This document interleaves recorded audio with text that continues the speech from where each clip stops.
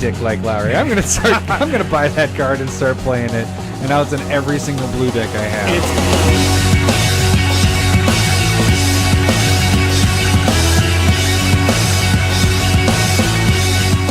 Mana, used it to kill a man. Tapped it all to fireball his head. Now the dust settles and he's dead. Mana, his life had just doubled, and now I've gone and blown him away. Mana, ooh, I don't wanna die. Sometimes I get mana screwed. I really need to add more of it. Yeah. Fantastic. Yeah. That was Queen. Yep. Bohemian. Oh, is it Bohemian Rhapsody? So that's what I was kind of talking to you before the podcast. I was like, I love it. I picked a song that I could have gone for like 10 minutes, and I just picked a random part in the song where it's like it doesn't sound like it's definitely normal. the most. I mean, I'm just waiting for Wayne's World to come in and start headbanging and going at it. So going at it. Yeah. So that was got that. Bohemian Woo! Rhapsody. Woo! And you know, actually, coming out a movie. That's kind of why why I actually started singing it, because I was like, that movie's coming out pretty soon, which actually looks pretty badass. in the fall. Yeah. Okay. Yeah, that'll be.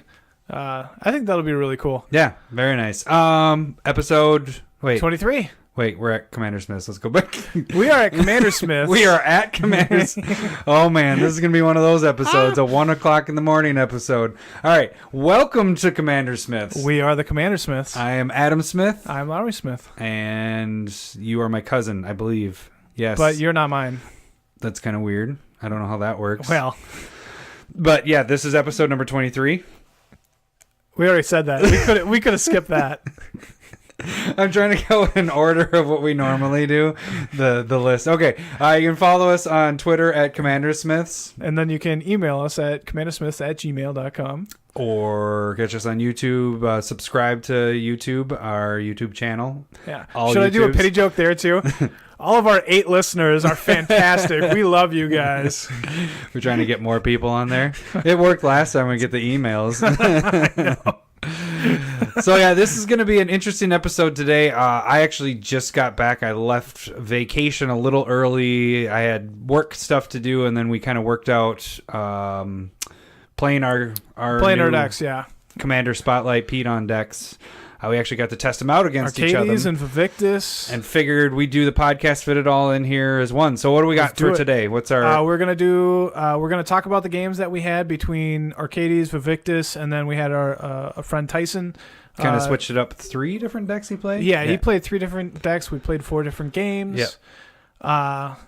Then we go into Commander Spotlight of Arcades. The Strategist. And then we kind of have a little bit of news, but then more getting into the specs. So specs part. It's going to be, it's Smith's specs of the week, but it's more general of what we're kind aiming of for and looking at. And with the new Commander set coming out. Theorizing. Yeah. So these are very good potential cards that with the new decks coming out, of course, they're all going to be foil.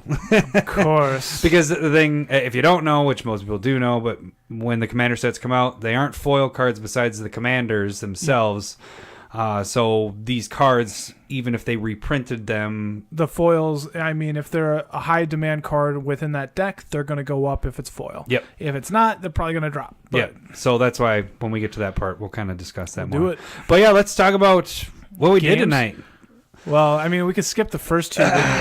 Yeah, you're feeling pretty good, aren't you? Oh, walls are awesome. Arcades is bonkers. Yeah, it was pretty crazy. It's really tough to go against unless you're planning against it. You have these 2 and 3 drop and 1 drop whatevers that are just, once you get Arcades out, it just boom, just annihilates people. And the thing is that everything drops so easily that even when there's board wipes or people bouncing and all that stuff, I was able to get stuff back out. Fast. Yeah, it was pretty insane. A Wrath doesn't slow you down because you keep your hand full. Yeah. So cheap creatures aren't that bad as long as Arcades is out. Then you're just continuing to have cards in your hand. It's, but was it 3 out of really the tough. How many games did we play? Three out of the 4 you had Arcades out on turn 3. Yeah, it was pretty insane. And then I mean, well, even so yeah, the first 2 games it well rolled. I mean, it's play walls with Arcades out, draw a ton of cards, and you actually ended it with both times with Craterhoof Behemoth. Yeah, and that just made it bonkers. Yeah, and then just killed 2 people. It was turn 7 and turn 8 that you killed. Yeah. Both of us at. And then the third game was pretty crazy. This one was really. This one was really interesting. The highlight of the night with how it just switched from your typical EDH game, like, you know, it went from I'm gonna win to I'm gonna win, and that just switched spots. But I was never going to win that one. But yeah, I had pretty well ramp into that. I was ready to kill somebody, and Lowry was ready. I was down at 5. Yeah, and then Tyson had Cyclonic Rift. And so what I had randomly done was I vampiric tutored, and so I went from 7 down to 5. And then I went and found the only card I could cast. And then it was the Miracle card that allows you to Wheel of Fortune. So discard your hand and draw 7 cards. And I had Sensei's Top Out. So I did it on my turn, or the tutor. And then on Adam's turn, he was attacking me. And I was like, well, I might and I knew that Tyson had something because he left like everything open, 8-9 mana open. I was just like, he's got to have something, so I might as well just force him to do it. And so I do the Wheel of Fortune off the Miracle, and then he plays Cyclonic Rift before that. So everything's returned to Adam in my hand, and then we discard all of it and draw 7 cards. That was super cool. It was pretty crazy. I live because the creature that the creatures that are attacking me to kill me are bounced back to Adam's hand. It felt really good. Yeah, if it was bounced in my hand, I was fine with it. But with you freaking wheeling it away, because I was about to get 14 cards in my hand, I was like, oh, that's fine. I can just cast these for 1 and 2 and 0. And even my 0 drop wall was in there. And I was just like, God damn it. But awesome. Yeah, then came back. It still lasted a while. I mean, you had 5 life. I hit you once with one of my walls later. I think a couple turns later. Got you to 1. I was down to 1, yeah. And then it came around. I think you lasted 2 more turns after that. Then I finally got through, killed you. And then it was just me and Tyson. And then the craziest thing is he went to kill my Arcades, and then I had Mother of Ruins out, so I gave it protection. And we're like, from white, yeah. He's like, well, I counter. And we're like, no, I can't do that. And he's like, we're like, you should counter your own spell. And he's like, oh, yeah, because he had Arcane Denial. So he ended up drawing 3 cards, which he drew a freaking board wipe with that. Yeah, that was Day of Judgment. Stupid. Wiped all the creatures. I had him dead. Because you had already got him down wiped to 8. Pretty much. Yeah. He didn't have any creatures on board. I all out attacked, and that was the only way he was surviving. He had to block and kill all his stuff, and all mine survived.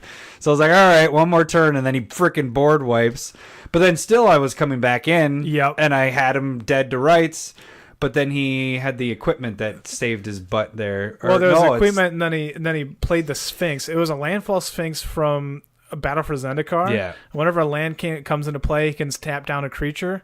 And then if it's an island, he can keep it tapped for an extra So he had turn. like an Evolving Wilds that tapped down Arcades. Oh, and we should mention that his commander was the extra turn. Matamai. Yeah, so I was at 18. He had an equipment that gave it +5/+0, so he attached it to his guy, attacked with him. Hit for 9, got another turn. Now that guy that he just cast actually is not summoning sick anymore, so his second turn. Put it over on the Sphinx. I was like, God damn it. That was pretty sweet. It was like, son of a bitch.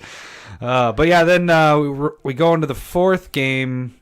That one went pretty quick. You won that one, though. I did, but I got super lucky off of like Lurking Predators. Oh man, that card. It was amazing for me. Yeah, because and then you got, I think actually the card that killed me is Void Winnower. That Void Winnower because everything of mine was even. I had one wall that was on top because I had. Yeah, Adam drew like 5 cards with the Oracle of Moldiah in play, and so I watched him draw like 4 2-drops, and I was like, he can't cast any of that. So then I board wiped, killed all of their creatures, and then he goes, "Oh, was it reclaim?"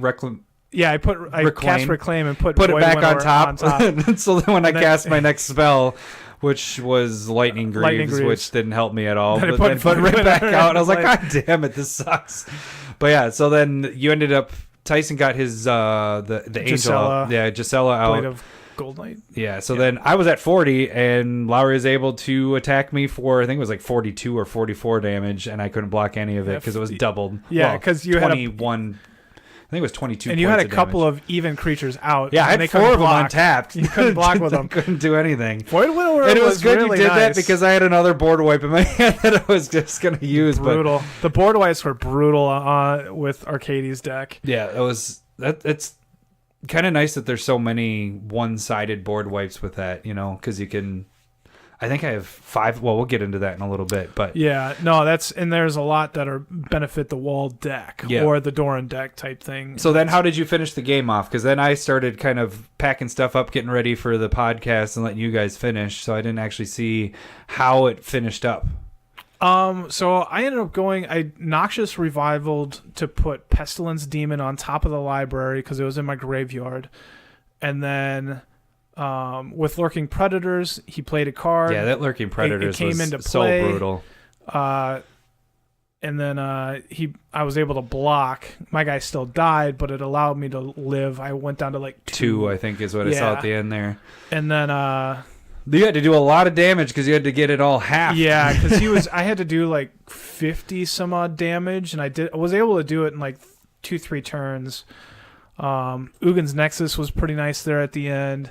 Oh, because then you got your extra turn. Yeah, and like I had to kill you off. Yeah, because Blind Obedience wrecked my deck. Oh yeah, that was a really good combination in that deck. Blind Obedience is just a good card in general if you have a white deck. Like, yeah, and that's some of the things that I took away from these games are like I have too many permanents. Like I think I need like Enter the Battlefield more effects with the bigger creatures, because like or more like spells that are removal, because a lot of my removals based off of Evictus, and if I can't attack with him, it just the deck was not doing anything. Yeah, I think you got to attack. You attacked once successfully against me, and then the other times I blinked my guys away when you went to kill them, or Ghost Way or whatever. Yeah, so.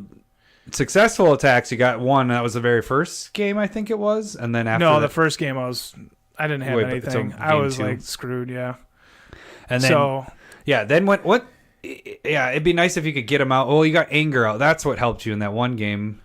Because then you were anger's super important as well. But like haste doesn't matter if you have your stuff coming into play tapped. Yeah, Blind Obedience, like that. I don't think I ever realized how good that style is, because there's a bunch of like cards that say opponent's creatures come into play tapped or whatnot. You're just like, yeah, but I think there's enough haste out there that makes it really important actually. Yeah. I was quite impressed with it.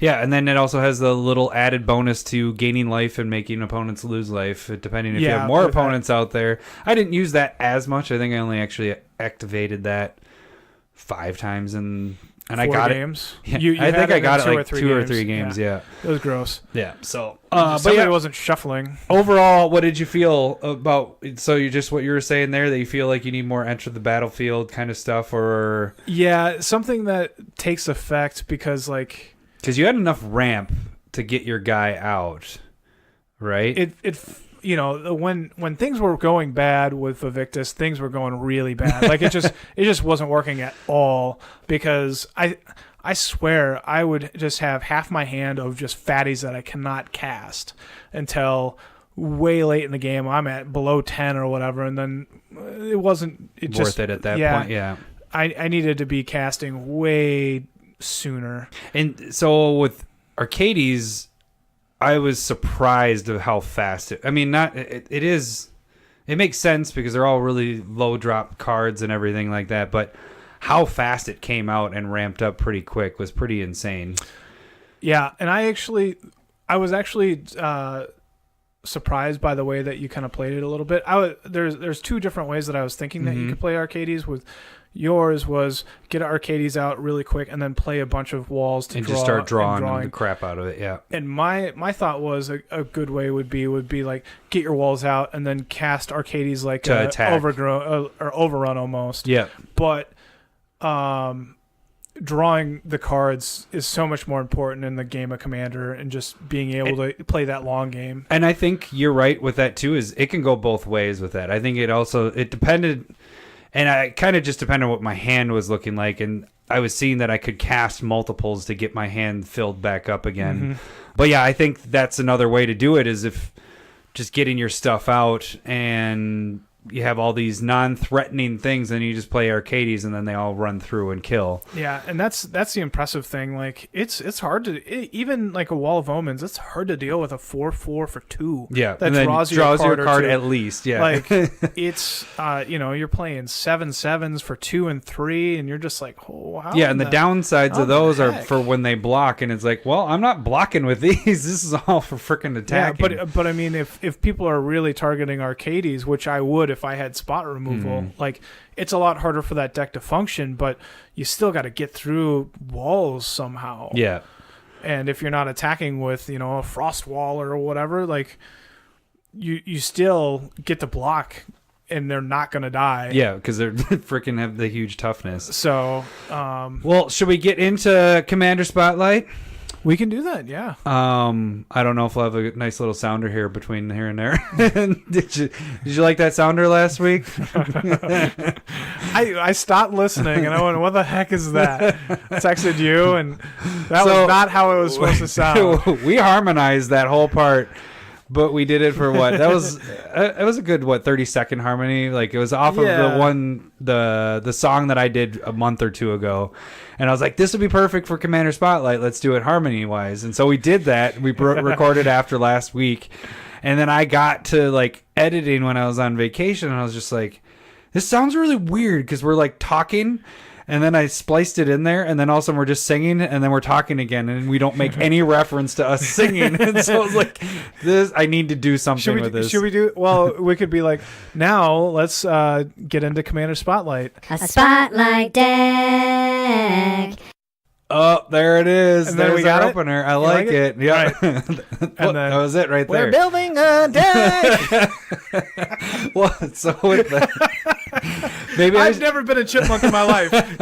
But it sounded good. It was harmonized.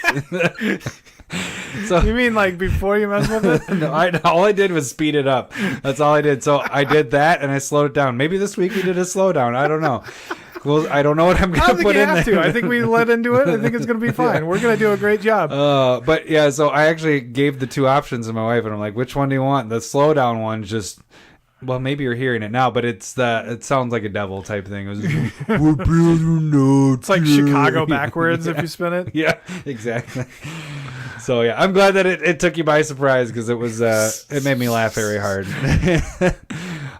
Anyways, let's get on to Arcades. The Strategist. If you don't know what it is, which you should because it's the talk of the town. I don't know. That was really stupid. No, I mean, it's the talk of the town. That's fine. That's great. One colorless, green, white, blue, and flying vigilance. Whenever a creature with Defender comes into play, draw a card. Each of your creatures with Defender can attack, and they deal damage with their toughness. We've been talking about this one for a while, and it's a 3/5 flying. So that's Arcades. Let's just start off from the top where the package. The huge package of 22 walls. Some big butt stuff. So each of the walls kind of... you're aiming to have them do something. Yeah, because right? I do block. have a couple things that make they're kind of protection spells, but they're blinking, like we just talked about. True, yeah. Ghostway. Ghostway, and then what was the other one? I don't know. Just because it's the card that I gave you doesn't mean I know what it is. Yeah. I want it back. Yeah. Where's my protection spell? Oh, here we go.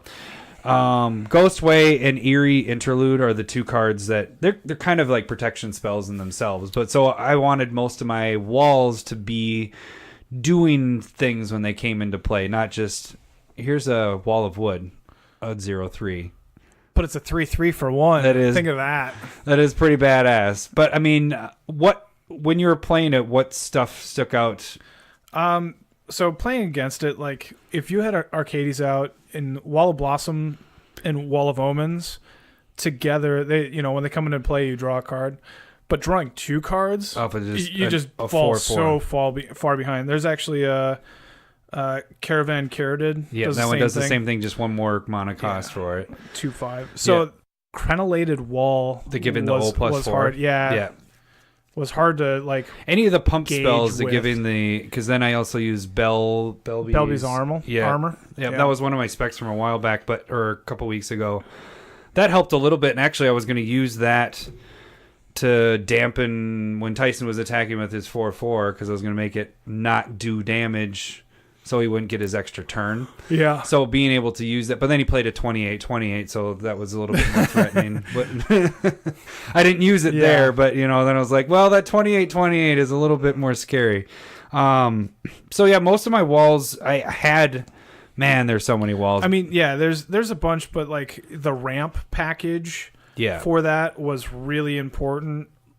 Like being able to just kind of like just have a ton of mana off of, Well, Axe Overgrown Bane Battlement was that I think is pretty sweet, just because the fact that you can any color combination, so you don't just have to pick one color. You can use all 3 colors or whatever you want to use for that. Axebane and Overgrown Battlement felt like they're basically like Gaia's Cradle. Yeah, that's what I was kind of thinking in the same boat. Yeah. So there wasn't really a lot of. I threw a few flyer walls in there, but they're really big. So you got the Wall Denial, which is a freaking awesome card because it has the Shroud and all that. But then it's a 0/8. I did get to play the Clumative Upkeep wall. Which one was that? Wall of Shards. Yeah, I only got that out for 1 turn, and I never got. I did get it out but once. It didn't benefit you at all. Sunscape Familiar, which has blue and green spells, cost 1 less. And it's a 4/4 pretty much when you have that out. Well, it's an 0/4. 0/3. 0/3? Yeah. Oh, I'm a liar. So bad. Back it up 1 there. 1 card. This is actually kind of a savior for. So Jeskai Barricade? I think that's actually a pretty decent card for this deck because it can save your commander. It did for me once. Because it has flash and you get to bring a creature from your hand or from play back to your hand. So you can either use that as protection, or you can use it as a draw if you wanted to play your Wall of Omens again and you wanted to draw 2 more cards. You can bounce. And just having flash, it's a secret blocker. Yeah. So I mean, those are all the main walls. Is there any others that stick out? That's like sticking out. I feel like, I wish I had a Wall of Kelp. Yeah.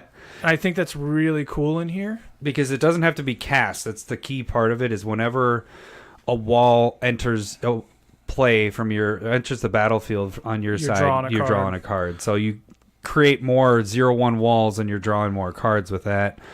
And then I think that's you got some 0 drops and 1 drops, artifact ones. That actually Shield Sphere seems decent. One card that kind of works really well with all those walls was Congregation at Dawn, which is a 2 green, 1 white instant, and you get to search your library for 3 creature cards, put them on the top of your library in any order.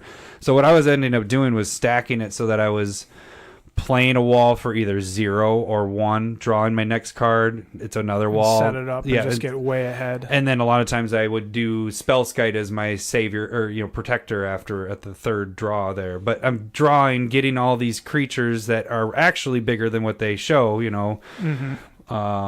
The Shield Sphere is actually a 6/6 instead of the 0/6 for 0, and you're drawing an extra card off of it. So yeah, I liked how it all flowed together. Now, a card that seems good but maybe not is Wall of Reverence. Yeah, because I'm just looking. It's on power. It's not on toughness. Power, not on toughness. Yeah. So you're gaining life, but you're gaining like 1 or 2, 3 exactly. with Arcades out. No, that's why when I got those, I tried to sell those as quick as possible because once you realize it, I kept it in there for more of. I do have things. I mean, you're at least getting 1 because it's 1 there. Yeah, and gaining life isn't a bad thing at all. Just because it's still a 6/6 flyer. Yeah, and that's pretty much why I kept it in. But you're not gaining as much life as you normally would with. It'd be nice if it was toughness. But yeah, so I sold those as quick as possible and kept my 1 foil of that because it isn't as great as you think. It spiked higher than most of the other stuff. Mm-hmm. because I think people thought, oh yeah, you're gonna gain a ton of life, but no, you're not. You just don't. Yeah. Yeah. So how this deck kind of worked, it's pretty straightforward. It's walls, and then it's shit to deal with people's other shit to not attack you for their power and everything. So sounds like a lot of shit. So the main stuff I worked with, I either had a bunch of removal that was one-sided so that it would benefit me more than every other player, which that helped out a ton. I mean, I think I have about 4 or 5 removal. Yes, 5. There's Fell of the Mighty, which destroys all creatures with power greater than whatever, which is a you 0 get to pick, because it's a wall. pick a 0. Slaughter the Strong we saw a couple times.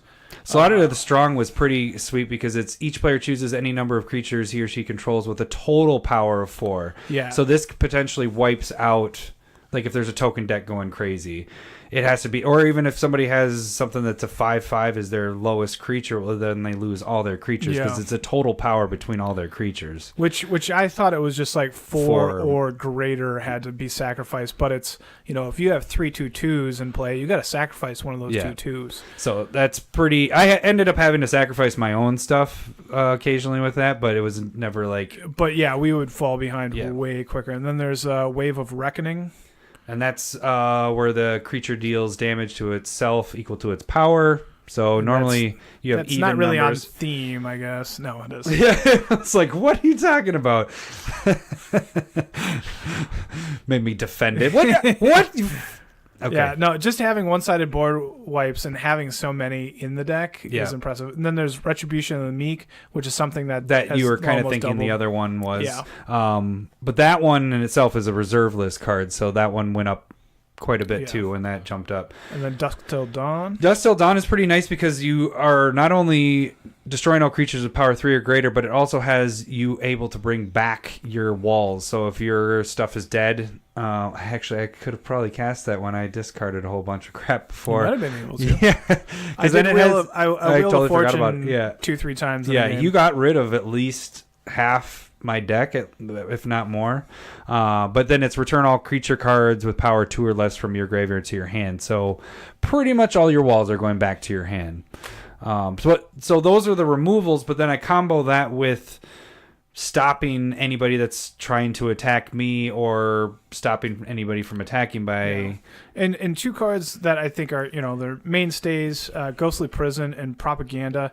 I was thinking you probably didn't have to have those in there. And what was your reason why? Because you have walls that are, you're either bashing face and getting way ahead, or they're blocking and you just don't need them. So I feel like half the time you don't need them. Yeah.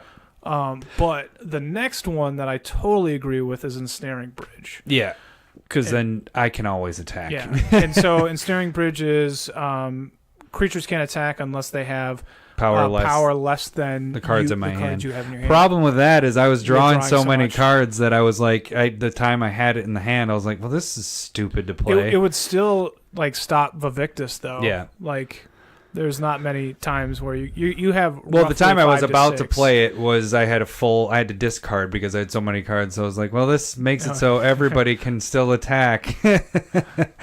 And actually, but I think that one's really on flavor in my mind. So yeah, I think that works out well. And then Meekstone is pretty badass with that. Yeah, it works perfectly in this deck.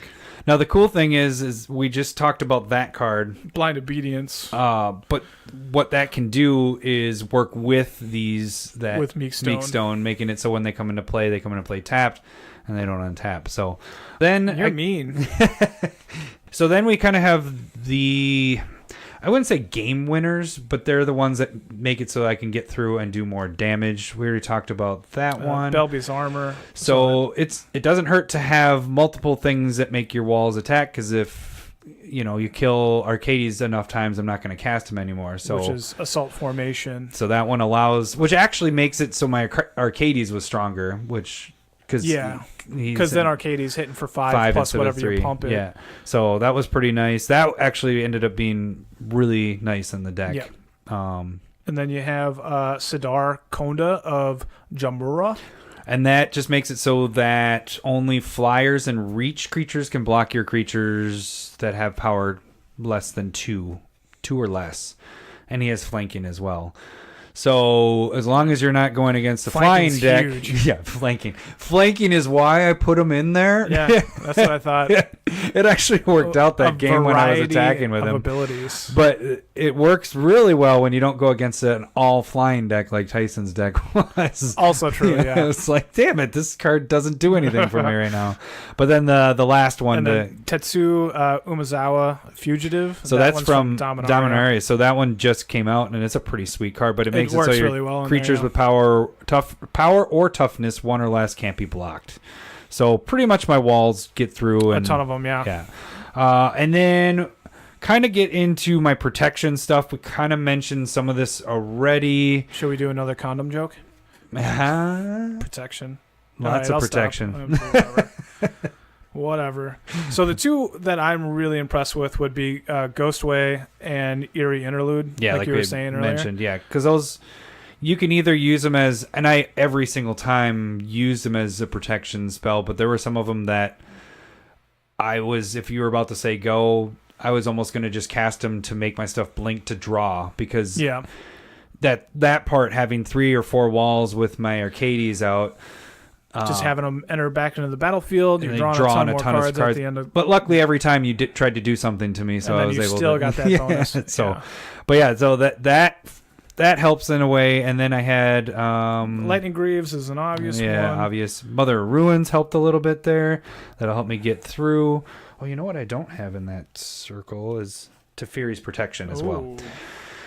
I didn't ever get to cast that, but. Teferi's Protection. The only problem is I wish the phasing made it so they left play and came back. Yeah, I think that's okay though. Like, no, it's still having it in a white. Yeah, Teferi's Protection is just a good card to have. It's a great if card you're playing to have. in white. And then Spellskite, which is freaking cheap. That's your fault. I know. I play it all the time. You're the one that introduced it to start playing it all the time. I was like, I want to be a dick like Lowry. I'm gonna buy that card and start playing it. And now it's in every single blue deck I have. It's everybody hates it. It is it's something so that you kill right away. Yeah, absolutely. Just messes. Like, Tyson went to equip for whatever. I think his it was 5. Like 5. It was a it's like, thank you. I'll just tap my 1 blue and put it on my Spellskite. Now my Spellskite's a 5/4. And it was just like, if you just forget what it can do, it just, if somebody's playing an aura deck, it just ends it. Spellskite is, and we already talked about it in the artifacts for your core cards for Commander, but no, it was in blue. Oh yeah, that's right, blue. I forget that we do that. We did the artifacts specific colors into that. But yeah, definitely you need that card because it's a pretty sweet ass card. And then we finished it off with Privileged Position, which played it once and it got killed right away. So makes sense to me. There's that. Actually, Tyson didn't need to do that either, I don't think, because I think he had a Arcane Lighthouse in play. Which taps and then everything loses is hexproof and I actually had an Arcane Lighthouse in my hand. So it would have been completely pointless. Yeah. Nice. Well, that was a waste of a card. But if he didn't do it with the card that he had, he wouldn't be able to use it on anything else anyway. So it also makes sense to do that. So then kind of going with I guess Teferi's Protection, because I like to talk about each color's game winner. Teferi's Protection I don't necessarily say is a game winner, but it's a game It's a really good trick though. Yeah. But you go with Cyclonic Rift and Craterhoof, kind of talked about that. I didn't ever use Cyclonic, but Craterhoof came in handy. I actually had Craterhoof just ended games. Had him in my hand the last game too. But yeah, that's why you're playing a lot. I knew it was there. You knew. Well, I was playing. You did actually know it was there. Yeah, actually, because I was playing Oracle Moldiah, and so I was having to show every card. And I was like, just so you know, because you guys were talking, this is a card I drew. They're like, okay. And then just some other things, random stuff in the deck. You have Mirage Mirror, which you've jerked off to. I think I like that card. You killed it right away because I like it so much. Yeah, Reclamation Sage. Psychosis Crawler. You're drawing enough cards that you're actually, that's hurting you. Aetherflux Reservoir is pretty actually sweet. Aetherflux Reservoir, if you're making if you're drawing and casting stuff in more than one in a turn. I'm sorry for that one. Yeah, just a big yawn. Oh, such a dick, and you don't even have a beer to share. I know.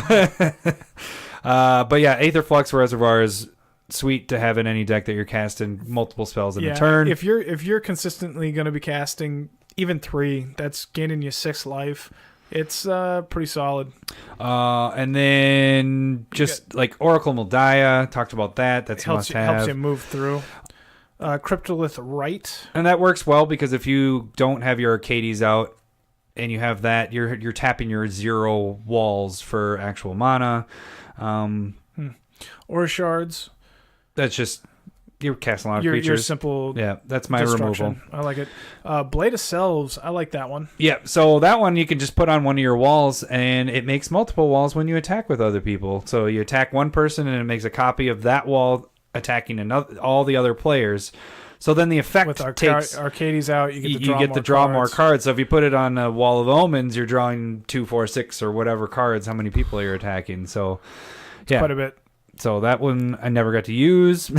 Mentor of the Meek, a little bit of redundancy if people are targeting Arcades. Yep. So you get a little more draw. And then actually, I haven't put this in a deck for a while. Paradox Engine. But that works pretty damn well because a lot of your... Well, the thing is we thought for sure they were going to be banning that card when it came out, and all it's done is just gone up in price because they're not banning it. And I still feel comfortable we did not spec into that because I still feel it could get banned at any point easily get banned in my mind.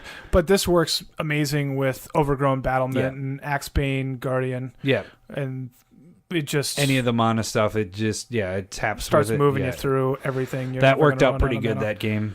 We didn't get to see Panharmonicon, but you're drawing another 2 card with Arcades. And then Lifecrafters, Bestiary. Yeah, we didn't get to see that one either, but I think that would work well as, just scrying through stuff. Scrying, but then also drawing. If you play a creature, you get to tap one and draw a card. I guess that's also true. So more draw. So originally when I was building the deck, I wanted... Oh, Lowry's yawning when I'm talking again. What a dick.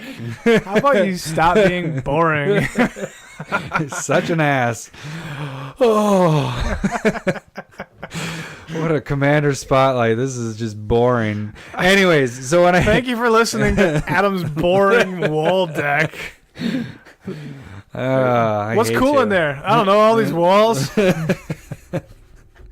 Walls are cool, right? Oh man. Anyways, so Where was Wall of Brambles? Yeah, I should have just made a shitty wall deck, like all the shitty walls, like ones that aren't actually good. Maybe I'll revamp it, make a side one of that. Make a budget. Yeah, do a budget wall deck. Budget wall deck.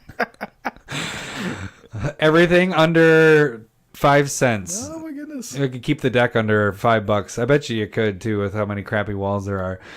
But so the original thought, and I mentioned it a few times in podcasts, is I was thinking of doing it more of a mill, like a sideboard mill type of thing. Not sideboard, but like the side goal was to make somebody get milled out. But that just, there isn't enough support if you're not using black. Yeah. Black you need to help with that. And so when it all came down to it, there was only like 5 cards that I could use with it. And I'm like, well, you're not going to have work enough consistency at all. It's just going to be, I'm going to mill somebody down 15 cards. And they're going to be like, what? I'm going to kill you now. You're going to try and mill me. Stupid. I don't actually have that much there. Yeah, I mean, I thought that was going to be a really tough side plan for you. Yeah. I was thinking more like... I thought there was more blue stuff when you're drawing and having people discard, but there really isn't a ton of that. Yeah. There's like 3 enchantments. Tutelage or something. And then there's Jaces, whatever. But you have to... I like it when it's more of surrounding. The Jace one, it's each time you draw, you choose a player and they discard, top of their library. Yeah. And it's like, all right. I was thinking like life gain. Because Angelic Choir was just reprinted in Battle Bond, and then I think there's an enchantment like whenever a creature you control dies, gain life to its toughness. I think there's some stuff like that, and I think there's a route you could go with that. I think that the cool thing is I thought Arcades would be, this is the way you got to go, and this is how it's got to be done. But with what you're saying there, and as I was building it, there are some multiple angles. There's a bunch of different kinds of walls that you can do different styles, and so I think the life gain is definitely a route with it. Yeah, but how would you win it? What would be the winner? Arcades. Just attacking. Just attack. You have a lot of life. Yeah. Why wouldn't you? I guess. Because you can. I mean, that's just as good. Depending on what other people are doing, but you can just. If you outgain life, where the crackback isn't going to nearly matter as much. Man, there's an enchantment that gives all your creatures lifelink. Yeah, you'd be, you're dealing, 15 maybe damage. You should make a. No, I don't. I just complain about having a wall deck being made and just like trouncing me 3 games in a row. You got beat by big butts. I didn't win the third game. Tyson won at the last second. Sure, but you still beat me in that game. I was down to 1. It sucks because I had to discard away my Platinum Empyrean. Oh, you had that in the hand. So going back to that, if I could have, I had Conduit of Ruin, which allows me to go and find a colorless creature of casting cost 7 or more. Yeah. If Platinum Empyrean was in my deck, I would have been able to put that on top and then attack with Vivictus and put the Platinum Empyrean into play. And then I would have just stayed at 1 life until you guys killed it and killed me. Nice. That was the goal, but I ended up discarding all 3 of my colorless creatures like Void Winnower, It That Betrays. And, is that the game where you're like, I'm gonna go search for a colorless creature, but I don't have any colorless creatures, and then I just shuffled it because I deck. had to get rid of it. Yeah, that's exactly what happened. That sucks. So I feel so bad for you, Lowry. I could have done something, but I couldn't because I had already wheeled and dealed and stuff like that. I'm just glad I beat you with big butts. Lots of big butts. I'm just glad that they rubbed up against me and hurt me. I should have done I like big butts, but we kind of already did that. You did that. I did do that. So you can't steal mine. That wouldn't work, but that would have been a good one with this episode because you're dealing with booties. Well, you're just going to redo my song? I got the lyrics. Change the words. But yeah, so overall I liked how it played. It was a very different deck that I am used to. It's pretty straightforward of what it needs to do. It's pretty strong. It's play walls. Play walls, phase. Draw cards, yeah. And drawing cards is the huge thing there. So I think that's a very important part of it. I think, so on the scale here of our Pedon Commander decks, we have 3 in the books, right? Yeah. Where does this rank for you? For Vivictus? Yeah. I probably like Muldrotha, and then Kraven Regna, and then Vivictus. Vivictus was just really slow. Mm-hmm. And I think I said this during my spotlight, but it felt like a bad Reanimator deck. Yeah, you did say that. And it does still kind of feel like that. So it's... Is there any tweaks you would want to do to it at all? I mean, you did say with that the creatures. I think I would entering... want more like spell removal as well. Like relying on Vivictus is just not reasonable for everything. How much protection did you have for him? I don't have a whole ton. So would you do anything with that at all or no? No. Because if they're killing Vivictus, that should, bring me later into the game, and then I can play my bigger creatures as well if needed. Mm-hmm. I think I just need more like spell removal that allows me to hit more than one thing, because just 1-for-1 removal isn't going to be good enough. So I was thinking there's like a 5 mana instant in black that destroys all creatures of 3 or less converted mana cost. I was thinking that one, something of the Meek. Not Retribution. I know it's not. So those were the thoughts where I was kind of going. It was just like, I have some cards in there that don't really work well. I don't think Plow Under, I think it was. Return the 2 lands from play on top of. Oh, put it on the top of the library. And Agonizing Memories. I just don't. I don't think that really works very well. Mm-hmm.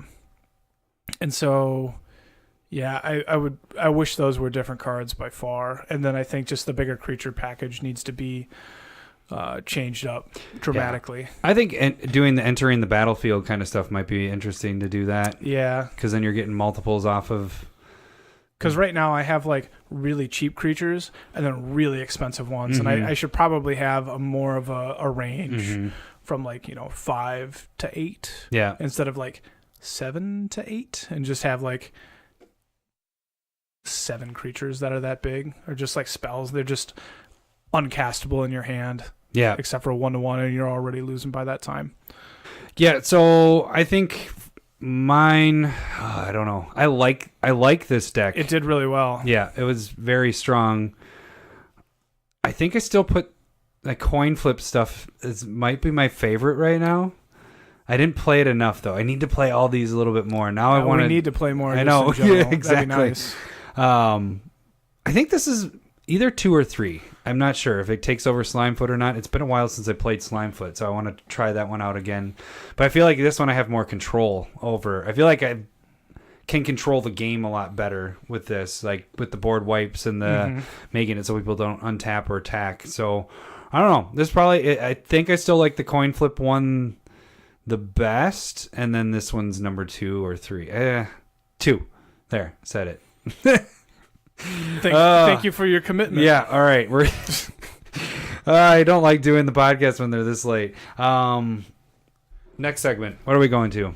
Smith specs or news-ish? News-ish? So, yeah, news-ish. News-ish. News-ish. It's a new word. So one little thing that I kind of found on a forum on Salvation was, so people know that Trump is our president. What? And currently we are like, there's tariffs wars that are happening. And so it sounds like, kind of read an article that Canada, the government is putting a 10% tax on playing cards from America going into Canada. Now the idea is that they're trying to hit like Bicycle, the card manufacturer, the casino cards, the play, diamonds, hearts, all that stuff. But it also affects Magic and like Pokemon and like other card games made in America. Did it say anywhere like how they would do that tax? Like as we're sending like as we're mailing, like the mailing like that, like stamps and stuff? Or how are they going to add that tariff? Generally a tariff is going to be placed on when it's being imported into the country. And so like if you're buying singles, I would assume from an American distributor, I would assume that at that point is when you're going to be taxed. Like anytime you're going to be taxed. That would just be added into the tax. You almost don't even realize it. You just go, what the fuck is this tax? So it kind of goes in with what we were talking about last week a little bit, where we had the questions about the listeners in Canada. Like expensive shipping. So now even more so, you're more focused on either buy lists or more expensive more potential. I think it makes it really tough. In my opinion, I would drive down into America and just smuggle a ton of Magic cards back into Canada. Black market that shit. Yeah, black market, Black Lotus is over. It's 3 colorless, 2 black enchantment. Whenever a creature dies, you what? get to put a counter. Black market. Oh, black market. I thought you were talking about Black Lotus. I was like, no, that's not what it does. What are you talking about? That's all right. So yeah, that's unfortunate. That is. Probably, I don't know when it was going to be implemented, but it's unfortunate that it's going to be more expensive. Yeah. For you Canucks. Yeah. So just trade and sell with each other as much as you can until the tariffs are done, maybe. Hopefully. Yeah. Or you smuggled it in, like Lowry said. Lowry said it. I did not. Come after him. It's totally American though. if you're smuggling. All right, so a magic pirate. A magic pirate? Yeah. You're smuggling stuff. You get it? Gotcha. All right, fine. It's bad when I don't even give the little cheap laugh that I do. Anyways, you do that? Let's go on to the Smith specs of the week. That was it right there, wasn't it? Yeah, there it is. Kind of have a theme with this, and Laurie kind of came up with this as I was on vacation. I didn't get to actually spec very much. I did the podcast and then hung out with my kids and my family. So, but Laurie had a good idea with this because the Commander 2018 is about to come out. Yeah, and we know what each deck is going to be themed for the most part. Yeah. We can take a relatively broad guess at stuff. So your idea, which I think is a very good idea, is looking at some of the stuff that kind of fits to those themes, but focus more on the foils because if by chance we're like, okay, buy this card, and then they reprint it, well then those cards just tank. Yeah. So but if you buy the foils, they're not going to be in foil in the Commander set. Those cards will either stay the same or go up, actually, if it gets reprinted. And if it doesn't get reprinted, they'll go up. If it does work with the theme, they'll go up even more. Do you want to add more to it? That's the idea that we're going with. And I just kind of, I thought we were a little bit ways out from like Commander spikes and stuff like that. But I was digging around Card Kingdom, and I was just seeing cards just gone that would fitting with these themes. And I was like, oh man, people are already on this, and it makes sense to be out in front as much as possible. And so, in a broad sense, and we'll get into more specific cards, but in a broad sense, we know there's a red-blue artifact deck. So I wouldn't say specific cards because we don't really know the theme within that deck, but cards that are good in general with artifacts are something that I would say you want to kind of target. Yeah. So why don't you start us off with one that I think is pretty sweet. I didn't actually know about this art. So, yeah. And so Chief Engineer is a card from M15, but it has a game day promo, and I would highly suggest this. See, and I like this really card in general by itself, but this art is pretty dang sweet. It's almost full art. It's full art game day promo. It's one colorless, one blue. It's a 1/3, and when it's in play, all your artifacts get convoke. Yeah. So yeah, that makes it a really solid card. It's a really good enabler, and being 2 colors allows it to be a bit better as well. Like if it was a 4-color deck like Brea, it's a bit harder to work in Chief Engineer, but. And these are only sitting at about $2. Yeah, they're sitting at $2. They are gorgeous, and I was kind of digging around, and I think we've talked about this in Just the Tips a couple episodes ago. But yeah, you look around for decks that you find interesting that aren't quite mainstream or tiered, but something that has potential. And I was digging around one that was I'll probably talk about Grand Architect in the future, but. That this Chief Engineer is in that deck, Grand Architect, and it all kind of works together really well. And that deck also kind of piques my interest. So I feel like this has a different side of a spec as well. So I think it's really cool. At $2, I think it's well worth getting. Yeah, definitely. And then the next one we have is Shimmering Mirror. This is a 3 colorless artifact creature mirror 2/2. It has flash. You may cast artifact cards as though they had flash as well. So this is a pretty sweet card with any artifact deck because, like I said, you can cast it for flash. And if we're dealing with one of the decks is going to be artifact heavy, that's a pretty decent. You were thinking you could go for both of these on this, but when you're thinking it was reprinted in a Commander set, and so more than likely this card, I can see this easily being reprinted. Yeah. But the foil will become more desirable because there's only one foil printing from Mirrodin Besieged, and it's in between $6-7. Think about Vidalcan Ori or Leyline of Anticipation; those are both over $15. And this is cheaper, and I can see this. This actually has flash as well, so you could do it at the end of one turn, and then you just... Or if you wanted to cast multiples at that time, too, you could cast that and then something else or whatever. And just load up the board with a ton of artifacts at the end of a turn. Yeah. I can see this being a really good card for an in-general artifact deck. And this is around $650. It was... If you go back to when it was printed, when Commander 16 came out, it's doubled in price since then, so it has no really effect for the foil version. It could go up, or it did go up since then, just because it is a really good card and it only has the one foil printing. Very good card. Next one, Lowry. Herald of the Pantheon. It is from Origins. It's a colorless green. It's a 2/2. Enchantment spells you play cost 1 less, and whenever you have an enchantment enter the battlefield. Yes. Or whenever you cast it. Whenever you cast an enchantment, you gain 1 life. Now so we have the enchantment heavy deck that we're going to be dealing with. Which is in Bant, which is green, white, blue. And so this allows you to play enchantments at a cheaper cost. And so it doesn't matter what kind of enchantment, if it's auras or just normal enchantments, world enchantments, local enchantments. Yeah, those are the best enchantments. Those are the best enchantments. All types of enchantments. Yeah. But this allows you to do it at a cheaper That was cost. so stupid they did all the different enchantments like that. You can only Hold have on, I'm one. going to Dark Ritual interrupt you. yeah, interruptions.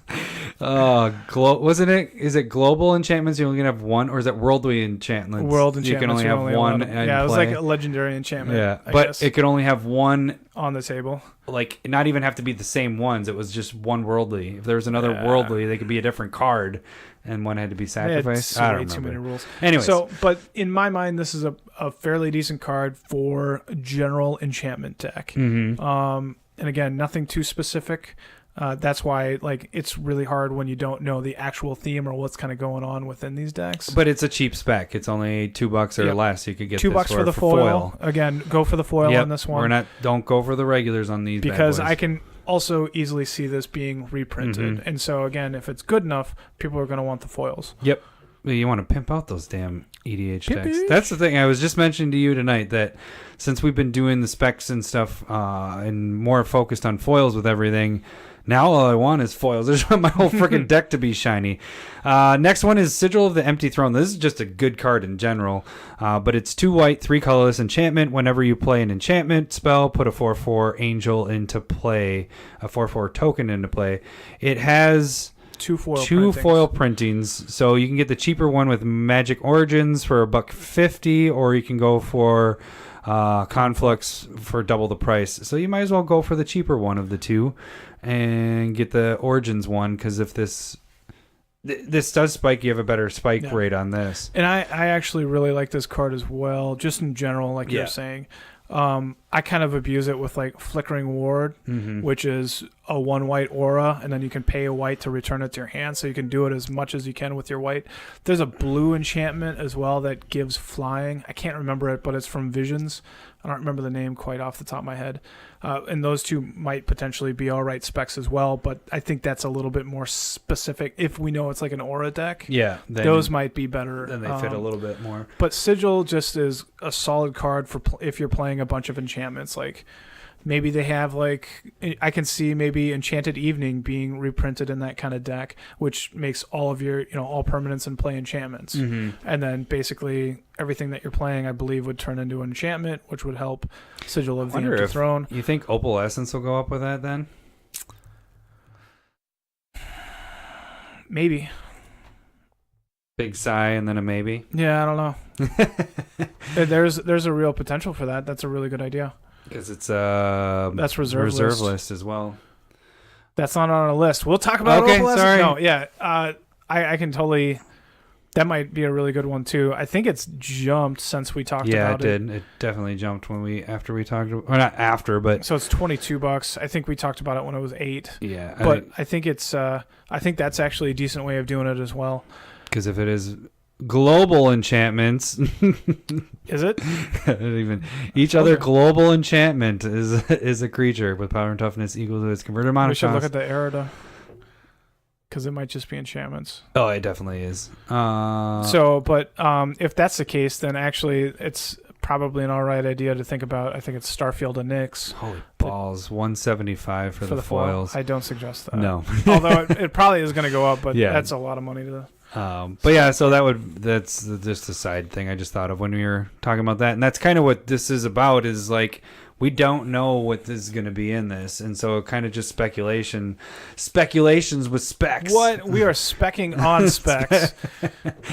This is a spec, yeah. not Smith spec.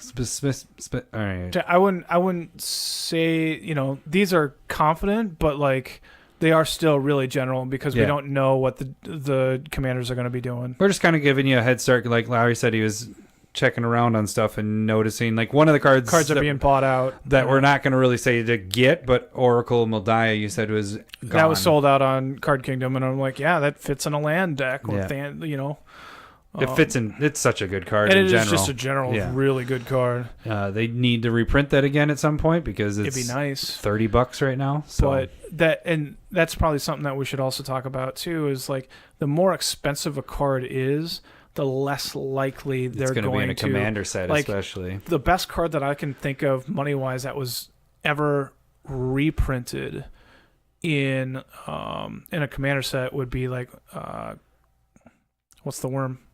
Worm Coil? Worm Coil Engine. Oh, yeah. That was like a $25 card when they printed it. It dropped it down to what, 10, like 15? 10, 15. Now it's back up to 20, 25. But that's like the best reprint I can think of. What was Miri's Guile? Not Guile. Wake? Wake, yeah. Miri's Wake has always been around like 15. Okay. I was thinking, because that was a pretty decent one. That was more recent, too.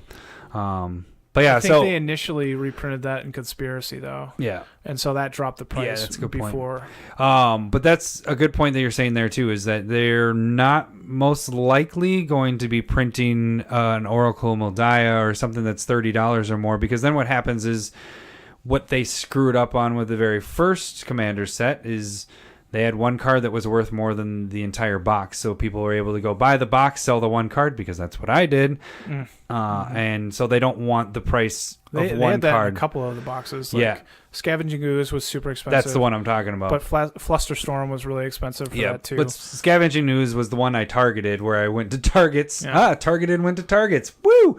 Where I think I bought like 15 of those. But those are original printings, so that's a little hard to tell what the I agree. is. But they don't want that. My point is they're not going to put a card that's a $50 card or a $30 card, knowing that it now is a $30 card in a set, because then they could potentially just sell that card and it pays for the whole thing. And then you get scalping, and then boxes are super hard. Because I even remember for the original one, all I wanted to do was get Kalia the Vast, and I went in and the store was just like, "Oh yeah, everybody wants that because Wasteland's in it," and I was like, "What? No, they don't have Wasteland in it.